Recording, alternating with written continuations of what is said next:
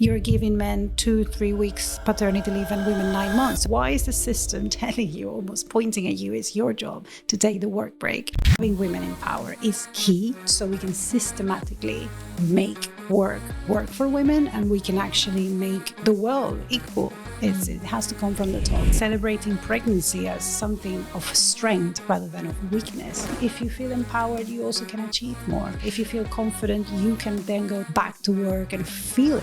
What support do you think you need as a ambitious woman who wants to become a mother or has just recently become a mother? I think there's probably 3 things you will need.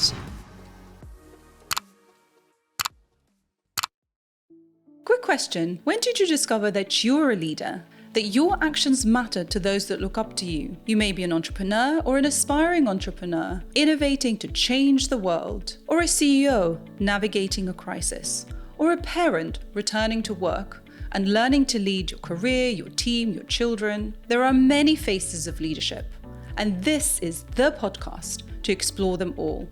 Welcome to Anatomy of a Leader with me, Maria Vorostovsky.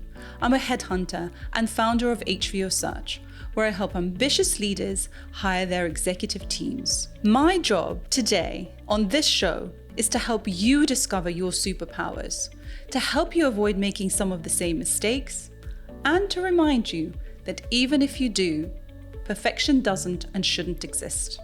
Thank you so much for listening, and please do subscribe and follow this podcast because it really helps others to discover these incredible stories. This show will challenge the way you think and may even change your life.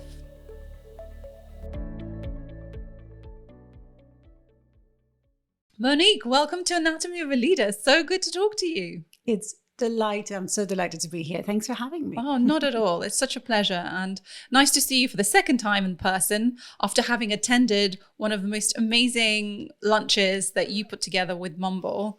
And just thank you so much for having me there and like the amazing network of women that you have put together, like super inspiring, interesting, and mothers who are really, pushing the boundaries and having these incredible conversations and helping each other. And I think you've done a fantastic job with that. So thank you very much, Maria. I think it's about just raising women's voices and reframing what it means to be a working mother in today's century and also remembering what it was like before. Because I think driving Mumble Forum and curating these events has definitely brought up to the light that if you're doing something that gives you passion, has a purpose, and you're uniting yourself to something bigger than just enjoying an event is where we'd like to be.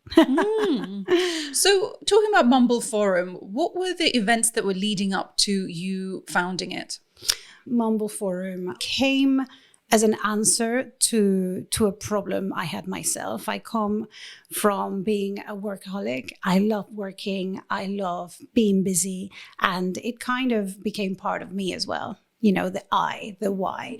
And becoming a mother was magical, whimsical, but equally challenging. And the minute you become a mother, like me and many women, you find yourself in new circles, new challenges, in a transition phase. And whilst I was there, I was looking for a tribe. I was looking for a circle of women that perhaps were also coming from corporate and wanting to continue being themselves. But I found myself the opposite. I found myself in an environment where women were more focusing on motherhood, which is fantastic. But I wanted to talk about ideas and I wanted not it to consume me. I didn't want it to consume me. And when I found this issue, that there wasn't enough voices out there that inspired me, I thought, oh my gosh, motherhood needs to be rebranded, redefined. Mm-hmm. I found myself also, I come from a family of very strong women. And I think one of the things that I never encounter any kind of challenges of being a woman growing up. I really felt quite in a good place until I became a mother. Mm-hmm. These little biases, these challenges, or this way of perceiving how people want to put you in a box or label you, or to almost wonder if you can achieve it now that you're a parent. Mm-hmm. And all I wanted to do is watch me now, or you challenge those things. And I felt I wasn't alone in that. And that was the born of the forum. I mean, there's so much to unpack there. Oh my God, it's like I've got like a thread of about 10 different questions. Well, take me back because, okay, let me summarize what you were just saying. So you grew up in an environment with like very inspiring, amazing women that you look up to. So you never thought that there were any barriers whatsoever. And actually, I thought the same. So I was like, I can do anything. Yeah. I can just work, start a business. Like there's no differences between me and what my male colleagues were up to.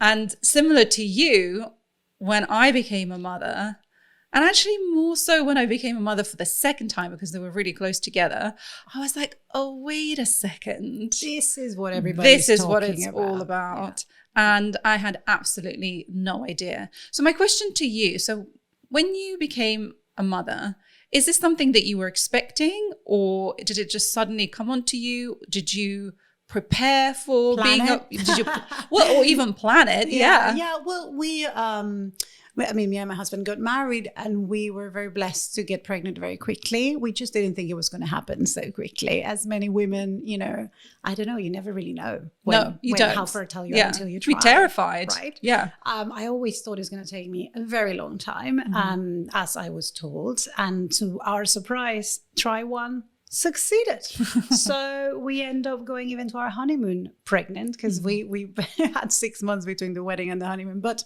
yes, it was wanted, but it came faster than I could ever prepare for. But I don't think anybody, even reading all the books in the world, would ever be prepared for such a change in your life. It's a change for good. I think a lot of people see it as a step back. And to me, it was a complete evolution. I had to reframe everything about who I am and my time and my priorities. But instead of making me smaller, I feel like it made me think more about my legacy, because then there was somebody else. I have to think of their future. And I think that was a nice shift of mentality for sure. I get what you mean about that, because everything is not about you anymore. Yeah. It's about this new being that's come into life, and what are you going to do to prepare for it? And I think I get really mad with people saying it's like, oh, that's it, you're kind of like, you're done. And you're like, wait a second, this is only just beginning, because you have this whole life to look after for the rest of your life that you're completely responsible for. And that feeling of responsibility is nothing that compares to that level of everything relies on you. It's a 24/7 job 100%. With no holidays, but amazing rewards. Yes. In a way. Yes. I would say that the thing that really got me perhaps was how limiting people's understanding of motherhood being, like you said, is this the end? And being a very ambitious person, just being very driven of continuously not ever wanting to stop. I wanted to change that mindset, because I never felt more empowered. In a weird way, I felt more challenged, but I never felt that I had more of a fire ignited in me, because I wanted to show my daughter the way. I wanted to show people that this is not it. And also I encounter more and more women. It's almost like a generational shift. When you look in the past, think of your grandparents, the norm was more of a woman expected to give up work, or even was she even working, was expected to just bear children. And that was her main role. And I think as time progresses, you see women, wanting to participate more in the workforce. That's great for the economy. But at the same time, it comes with challenges. And I think our generation now is a generation that is a bit more unapologetic. We want to have it all. We don't want to compromise. And I think there's nothing wrong in that. It's just that now we need to ask questions and advocate to find solutions that can systematically make it happen. Because as we're living, the rules as they are right now are from years ago, centuries, with all norms and women wanting different things. And I think what women want today is not matching with what the resources we have. And that really fired me. Yeah, I see what you're saying. In my personal experience, now looking back, it wasn't actually like that, because I take my grandmother and my mum, and my grandmother became a grandmother when she was very young. So she she was 2 years older than I am now. So she was 42 when she became my grandmother. And I've never seen her not work. Like, she was always working. She'd take care of me because I went to live with her because my mother was working in another town. So I've never seen women not working. Yeah. But what I have seen is that you're responsible for the household. You bring in the money. You take care of everyone. Yeah. You take care and you put yourself last. And that's what I grew up with. So for me, it was like, well, you know, when you become a mother, you know, that's just the given. That's what you're supposed to do.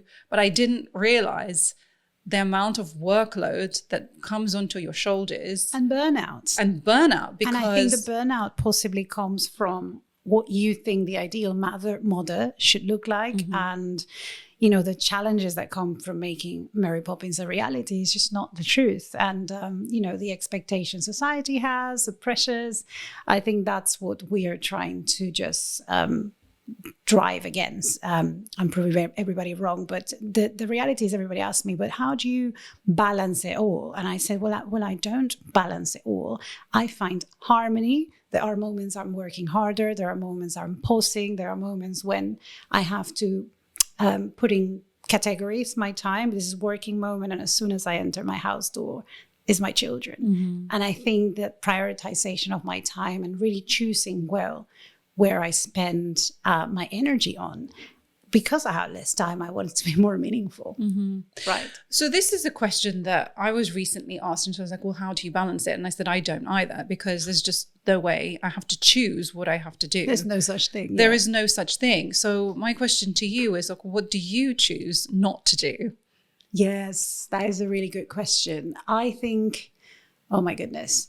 I think what I don't choose to do are things that probably, I wouldn't call it time wasters, but let's put it this way. I feel that before I would not go, let's say, to my yoga class, my meditation. I would just, like you, try to just run everything 100 miles an hour. I think the shift, I was choosing not to prioritize myself because I was prioritizing my children, my family, the business. So this is in your early days of motherhood. Yes. Yeah. And I think the shift probably where it hit me is like, oh my God, with burnout, if I have an empty cup, then I have nothing to fill this.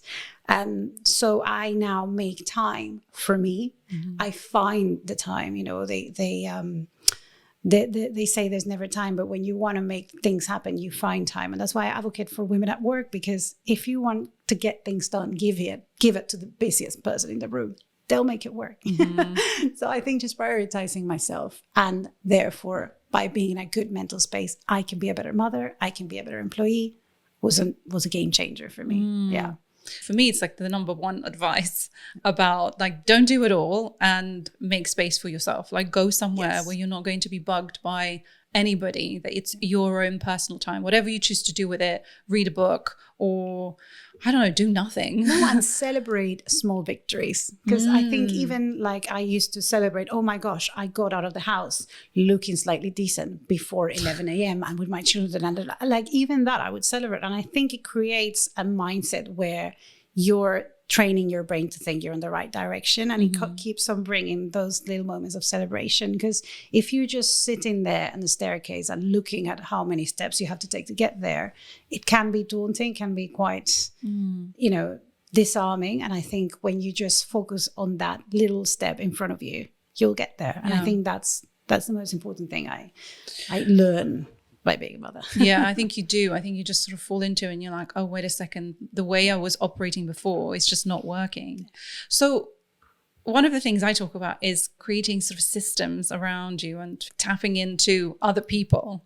Like, what systems have you put around yourself to support yourself? I would say delegate as much as you can, and it is not selfish, because it's all about finding a way to operate. In my case, I think I'm lucky enough to say I have a very supportive husband. We really plan our week. We plan where we're going to spend the time, who's going to pick up who's doing what meeting, what ceremony, etc. And it's just about planning. I'm not the best planner. I am a complete disaster on that. So I still have to figure it out and tell you when I get there. But I think it's just trial and error. It's finding, like you said, I did this thing once. It's called the circle of life. And I put my life into perspective, where I was with family, where I was with work, where my charity work was, my health, my fitness, everything. And I think having things into perspective help you focus or refocus where you have to put the energy in those areas that need the most. So I would put 1 to 10 each area, and then I knew where I needed to refocus my time. Because like we said, there's nothing like balance, but there's seasons. So this is the season to focus on more charity work. This is the season to focus on my health. And this is the season to just purely the business or more my family. So it becomes in seasons. And I think like nature, like humans, or the way we even grow old, if we are willing to kind of make those tweaks along the way, it'll be much better than trying to stay at 100 miles an hour constantly. Like it's just not possible. You're making me think about this, because this is the realization that I have come to as well, where you have to do things in stages rather than everything at the same time. And I wish there was somebody who can show me how to do that without burnout, and saying, okay, now, you know, in the first stage, you focus on breastfeeding, or, don't try to do too much. Enjoy it.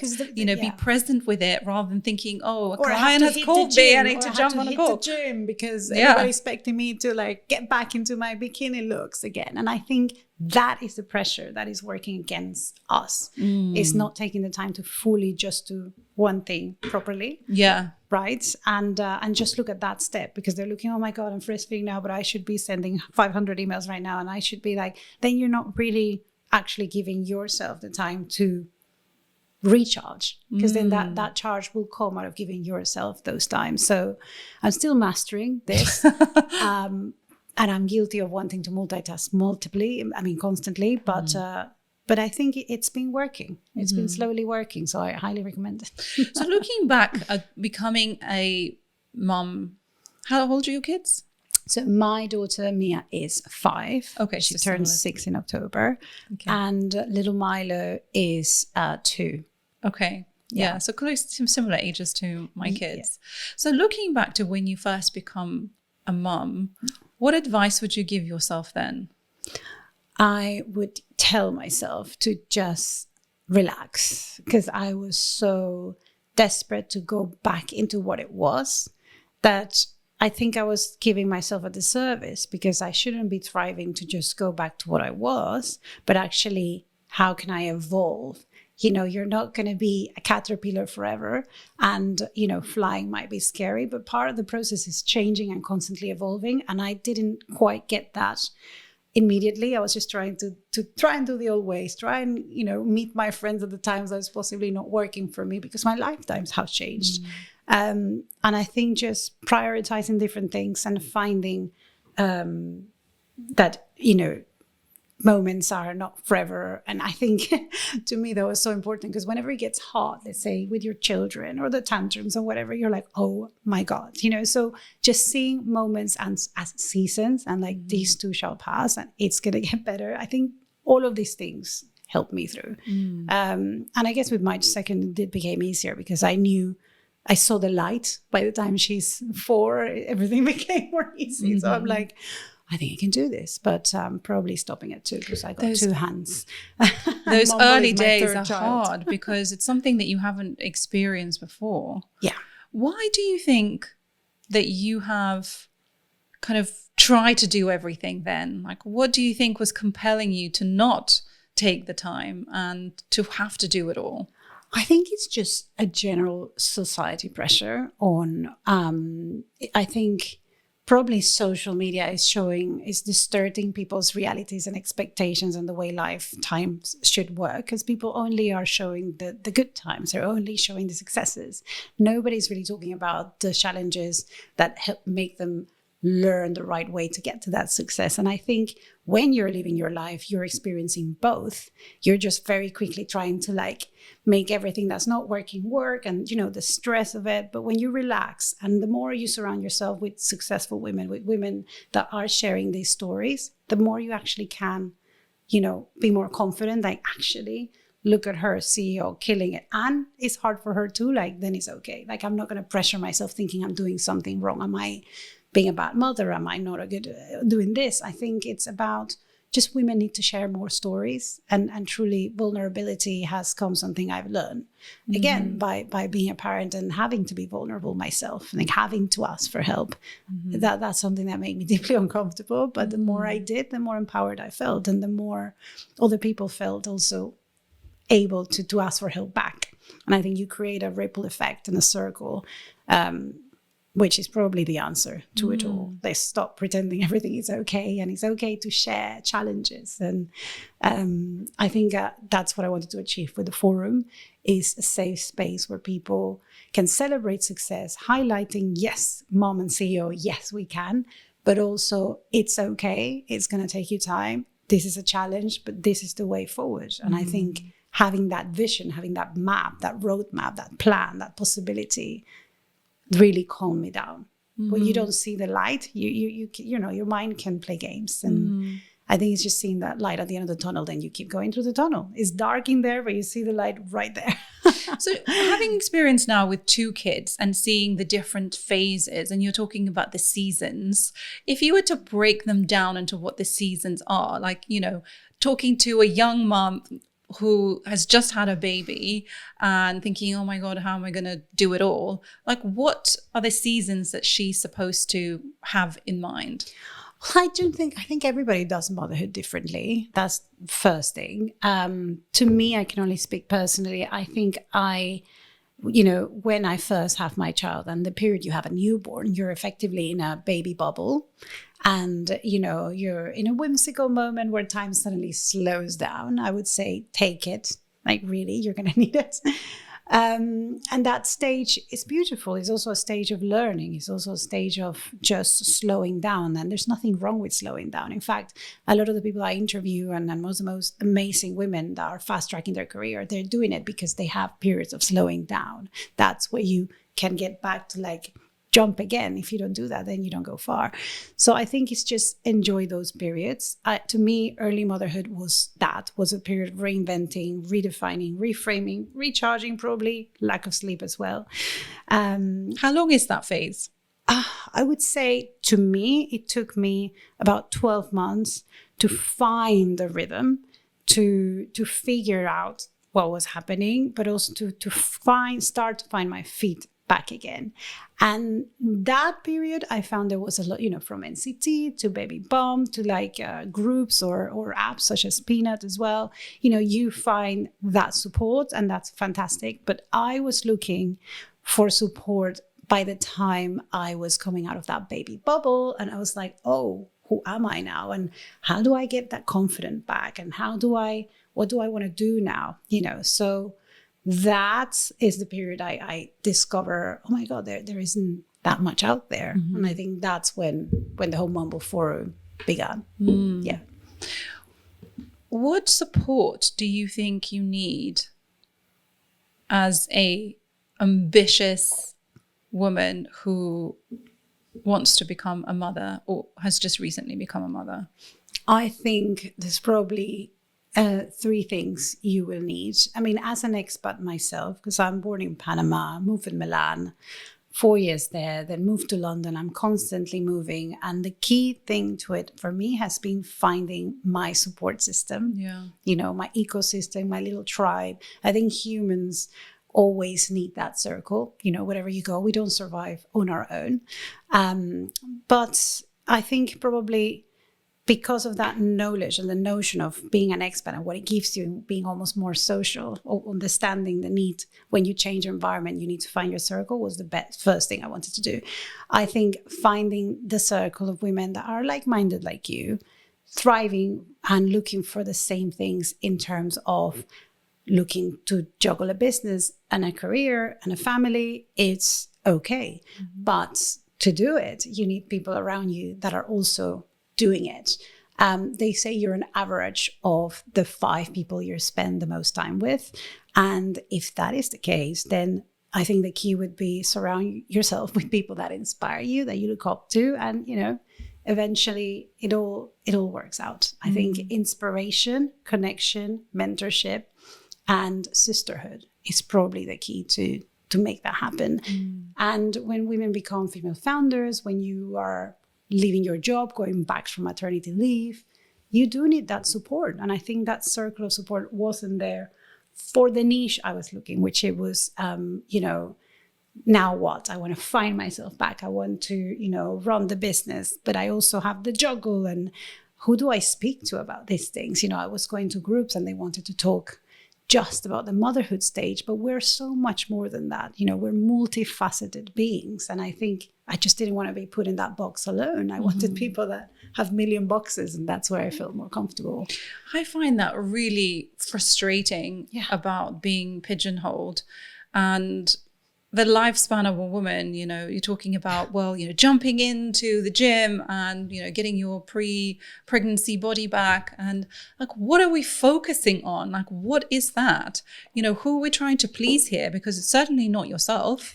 It's certainly not your child. Okay, yes, you'll be, stronger, fitter. But if that's not the motivation, and the motivation is to look good externally, well, what good is putting all that negative stress onto your body? Totally. And it just gets really frustrated with women who are mothers all of a sudden being like, okay, well, you're a mother now. Well, you have other responsibilities. You don't want to be in the workplace. And I'm like, no, that's not what I'm saying. Yeah. I want to be able to nourish and support and provide a good life for my child. Yeah.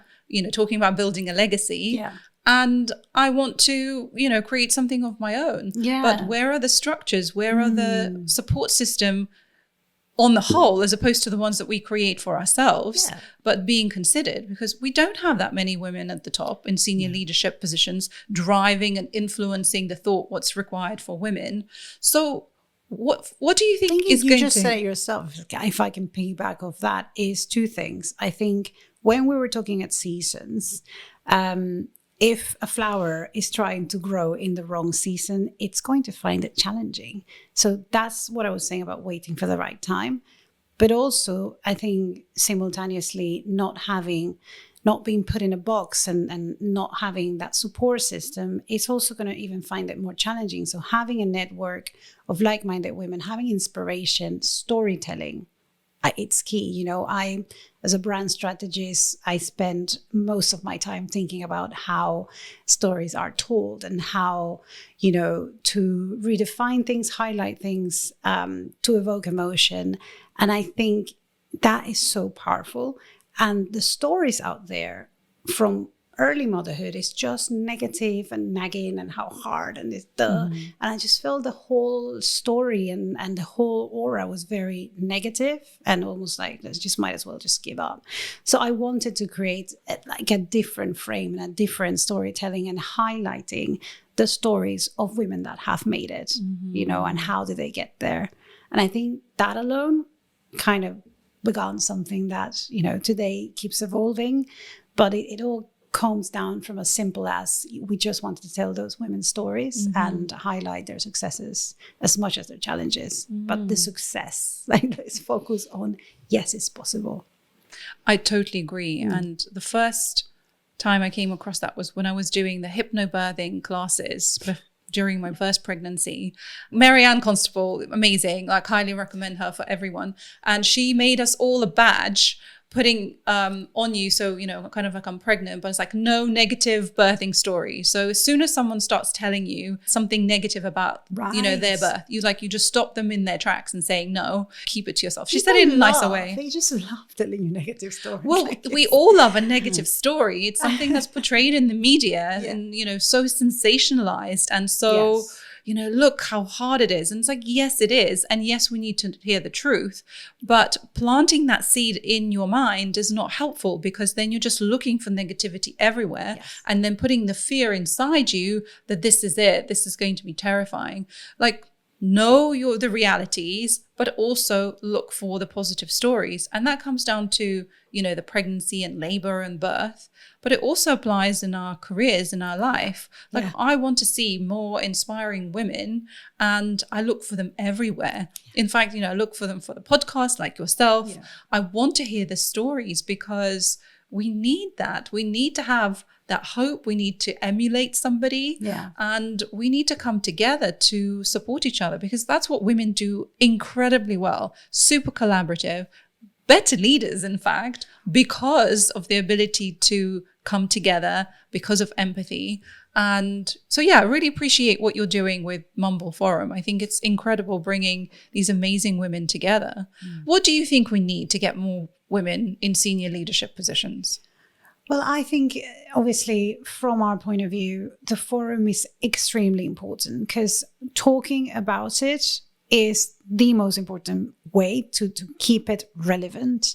Bringing up solutions is really important as well. We're currently also developing corporate programs. We want to be not just talking about it, but actually finding solutions that are achievable. And I think it's important to make it work for all. We don't want to make the bad people corporate. Actually, we think we want to stay working. We don't want to leave. So how can we make it more welcoming? And corporate don't want to necessarily lose you. You know, they've invested in you. They're losing talent. They have to retrain. So helping them keep that talent is what we're trying to do at the moment as well.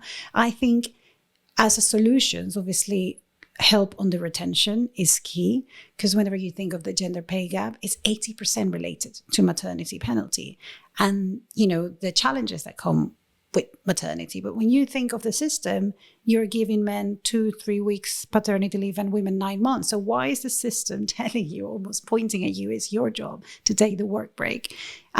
We see other countries, you know, that are leveling this up. And then you also see the positive of that. It's good for both men and women. It's good for both the women, their families, and their companies. You know, when women are in positions of leadership, it's also been seen that in the past, we were almost trying to act more like men, you know, wear power suits and really trying to be more competitive, but really forgetting about our actual natural abilities. Like you said, empathy and nurturing people and, you know, leading through inspiration is what we're good at. So, you know, sticking to those values, it's what really is going to make it out there. And we definitely need more women in politics, in diplomacy. I think that's number 2. And number 3 is advocating for each other, be elevators rather than thinking there's not enough seats at the table. I might just think for myself because, you know, it's I see it more like a candle. There's 2 types of mindset.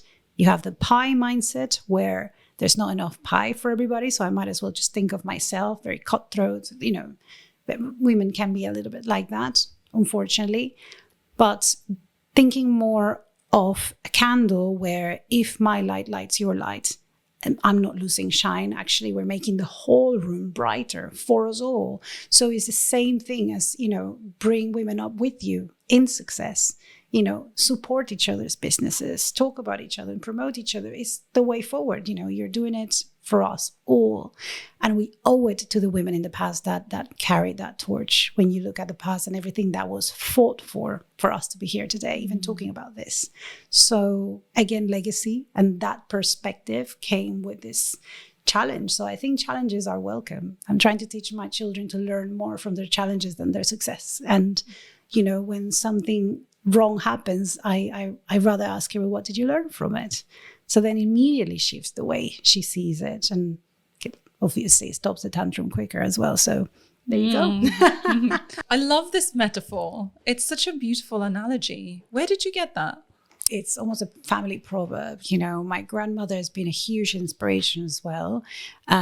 Helping other people has been her key message, and building businesses upon communities.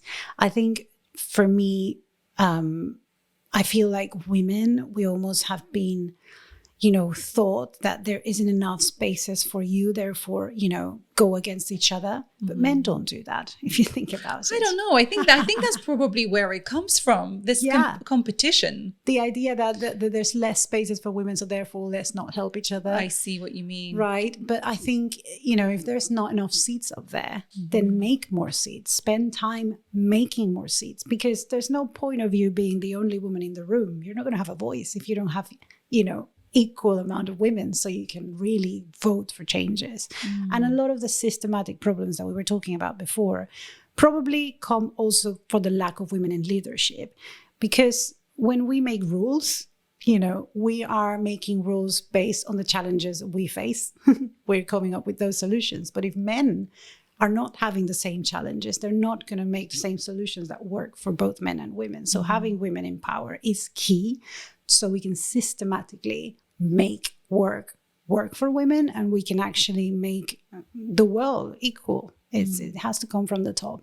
And I love that at the moment we see corporate caring more about diversity and inclusion. We see governments talking about it more. You saw just recently there's going to be support on childcare, which I'm excited about.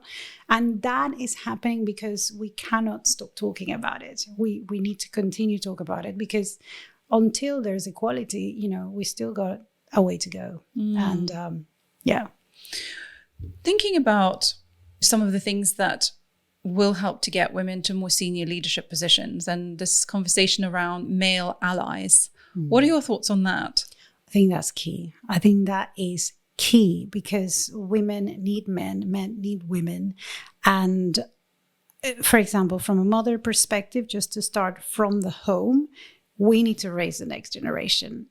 Men are raised by their mothers and their fathers. So women have a power of influence in the next generation. This is why I almost applaud motherhood and parenting, because I think a lot of people think it's not an important role, but actually you are shaping the future leaders. You are shaping the future of how people are going to think.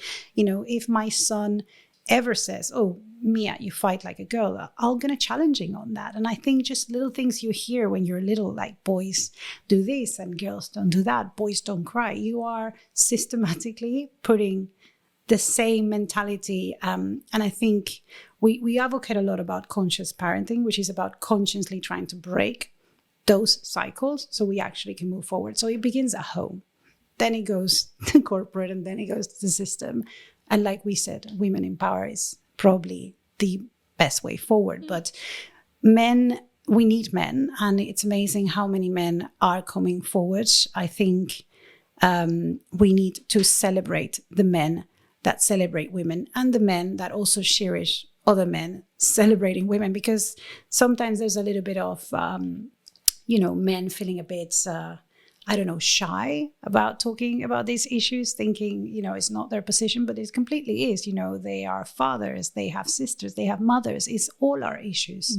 It's making it socially acceptable and rewarding to speak up, as opposed to being like, oh, he's under the thumb, and he, things like that, where it's putting men versus women as opposed to a collaborative team effort for the rest of society and the world. Exactly. Yeah.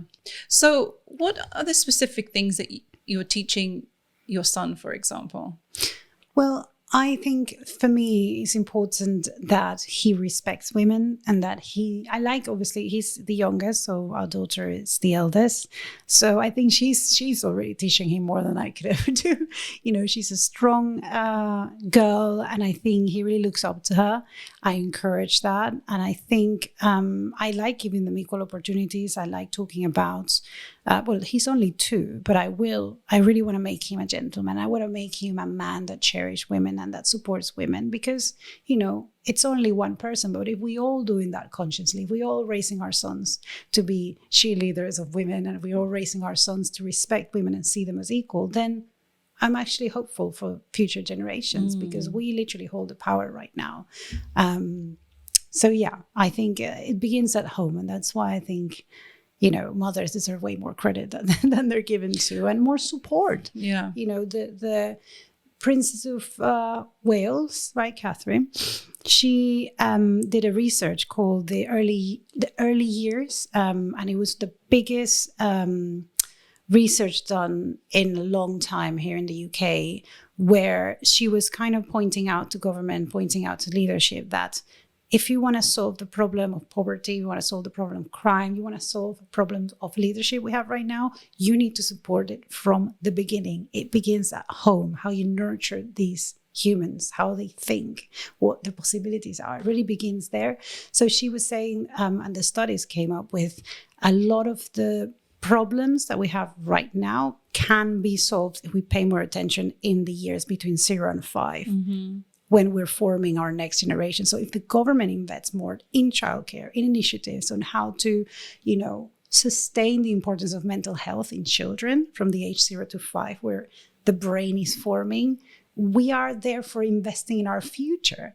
There would be less problems in the future because these would be the people that have the strength and have had the tools to. I'm 100% supportive of that, because I think women have been almost forgotten, invisible, carrying the weight of the world for so long, where, you're celebrated if you bring in, cash back, bring home the bacon, as opposed to doing the quiet things that nobody sees. Yeah. But really, women are the ones literally carrying the next generation. Yeah, and I love seeing it in brands nowadays. There's Nike did a campaign recently. They're trying to do a product for motherhood, which also, when you talk about products and things out there that are supposed to be empowering women or products for mothers, they came up with a sports bra that you can obviously go to the gym and breastfeed at the same time, providing also products that are answering to people that are hybrid living, don't have to stop your life, keep going, just do it. But they did campaign was really, really exciting, because they were saying athletes are birthed from women who are athletes themselves. They were saying, we must celebrate the woman where these men and women come from, because they are the true warriors, like celebrating pregnancy as something of strength rather than of weakness, and the way they were portraying women as creators. And I think that redefining of the way people would see women also begins through campaigns and through brands going on board in this storytelling. And if you feel empowered, you also can achieve more. If you feel confident, you can then go to that back to work and feel it. And, often when you hire people, yourself, you see their CV, but often is about their attitude. And if they're confident they can do it, I'm like, I'm not even going to look at your CV. I trust you. So how can we foster that confidence? It really hit a nerve for me, not from a recruitment perspective, but in terms of the empowerment and seeing pregnancy as something powerful as opposed to coming from weakness. Because this is the shift that I went through when I was pregnant, because all of a sudden I was like, I am not weak. This is one of the most powerful things in the world that you can do. And you're making a human. You're making every single human, like a woman is every single person that has ever existed has come from a woman. Like there is nobody in this world that hasn't. And to me, it blew my mind when I was pregnant for the first time. I'm like, how is this getting ignored? And I'm kind of like forgotten about it because, my kids are older. I spend less time with pregnant women than I did when I obviously was pregnant. But we forget that it is so powerful what you're doing. Force and nature, like what you're saying is actually just I don't want to stop you because it's amazing, but I just want to add in there just how we define power or strength, like purely on the basis of lifting a piece of a heavy equipment, or is it giving birth to a human being? Like, how do we redefine strength? And I think the problem is that we are giving a fish points for their ability of climbing a tree, when really we should be giving a fish points for swimming and monkeys for climbing trees. We should just change the rules according to the talent and not try to make one be the other. We shouldn't be men to lead, and men don't need to become women to lead, but diversity is what really brings the ecosystem to life. And therefore, this is what we're trying to advocate for. Talking about that, it's also for women, for generations, from the foot binding to, the tight skirts and stilettos to fainting because your corset is too tight, about being weak and vulnerable. I mean, even in the days of tuberculosis, there was a fashion for, these weak, deathly looking thin girls. That we have culturally allowed society to portray women as these kind of like weak beings when we're the opposite of that. And I think it stays, even though, we know all these stories, it's still within our psyche, it's still within our own unconscious biases. And that's what I would want to say to women. It's like, you are stronger than you think. You're more powerful than you think. And even if you are not a mother or haven't gone through pregnancy, Just whatever women. it is, you are not a weakling. No. You need to discover yourself and stop always looking outside to society to tell you who you are. And I think, that point about recognizing your own power and shifting that perspective is so key to having more women to have more confidence to say, you know what, this doesn't suit me. I'm not okay being in this company because my maternity leave is, terrible, or, they're looking externally to see who else they can hire, or I'm too afraid to say that I'm pregnant or miscarried in fear that somehow I won't be promoted and won't be put up for doing the more interesting projects that I'm interested in, and saying, no, this is not okay. I'm worth more than that. Yeah. And I think that is effectively the key, and the why to the forum is going back to why we started. I felt the need, probably as a brand strategist, that branding and storytelling is literally what I breathe and live. And being faced with motherhood and realizing that the reality of that strength is not being portrayed in the way people see it, perceive it, from your friends to the corporate. So like, where are we going wrong? Where is it, stopping? Where from coming from strong to being perceived as weak and, unmotivated or whatever. And I think that is what we're trying to redefine. And that's where the whole hashtag comes, redefining motherhood, is trying to change the narrative and trying to, by changing the narrative, empowering women. Because if you know your power, you are going to deliver differently. You are going to present it differently to the workforce. You're going to, if you see it, you can achieve it. And that's why highlighting these successes are so important and vital, because highlighting these stories are the way of trying to show women out there, young to older, that it is possible. And possibility, it's all we need. We've not had the possibility in the past, and now is an era where possibility is coming, it's happening, but it can get better. And it has got to this point because women have outspoken, because women are out there fighting it, and it's all about continuing talking about it like we're doing right now. What is your bigger vision for Mumble Forum? What's the future for you? Well, Mumble Forum at the moment is purely based in the UK. Our vision is to take it to other places. We are launching an app, which is going to be really exciting because it's a way of spreading even wider our message, connecting even wider, more people. Because I don't think motherhood is just an issue of the UK. I don't think women are just being challenged here. In fact, of course, we're being challenged in different levels in different countries around the world. But I think we all need sisterhood. Our dream is to expand the circle. Going digital hopefully will allow that, and to bring more women together, to work with corporate to find solutions, and to be that safe space for women to connect to each other, create collaborations, and more or less a circular sisterhood. When you think of circular economy, it's, a product going back in the cycle, an ecosystem. And I think sisterhood has its own ecosystem, its own benefits from supporting each other, buying each other's products, promoting each other, talking about each other. That is the circle we want to create, and it can be bigger. So our dream is to go definitely global. Where do we sign up? So you can sign up on our website for our newsletters. I'll keep you posted about more amazing women interviews, amazing lives, these kind of podcasts. You'll get it there in our newsletter as well. And most importantly, our membership, which is intended to be for women to not only grow their network, but grow their net worth by putting them in the spotlight.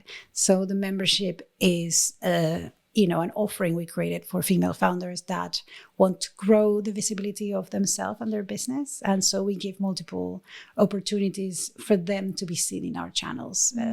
So I think that's that's what it is. And we're excited for the journey ahead. Well, I'm very excited for you, Monique. And thank you so much for coming on the show. So interesting to talk to you. And I want to talk to you more off camera as well, because I feel like your story resonates with mine so much in terms Isn't of that powerful? the journey. It's the so power powerful. of storytelling is everything. For sure. And I think, to me, that's why I love it so much, because from the beginning of humanity, we've been telling stories to pass on knowledge, to pass on wisdom. So why are we stopping now? And the reason of the forum is because we need to curate this story. There's too many voices out there with social media. So I think curating the story is key in order to purify the message and to simplify it so it can get to where it needs to get. So thank you for what you're doing, because I think it's also helping many women out there, and to see themselves in the different women you interview is key. So well done. Thank you, Monique. Great. Thank you so much for joining me here on Anatomy of a Leader. What were your takeaways? And if you haven't already, I'd love for you to subscribe and follow this podcast. And I'll see you in the next episode.